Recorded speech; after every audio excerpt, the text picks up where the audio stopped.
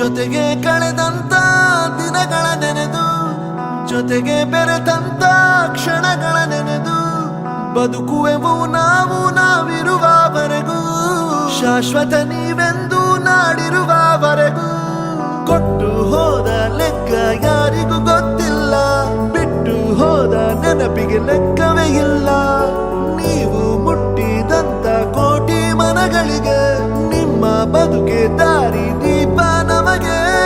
ಎಂದು ನಿಮ್ಮ ಹೊರತು ಈ ಪಯಣ ಸಾಗಲ್ಲ, ನಮ್ಮ ನೋವು ನಲಿವಲಿ ನೀವೇ ಎಲ್ಲ. ಅಭಿಮಾನಿ ಆಗಿದ್ದು ಆಡಂಬರದಿಂದಲ್ಲ, ಆ ಗುಣವ ಕಂಡು ಸೋಲದವರ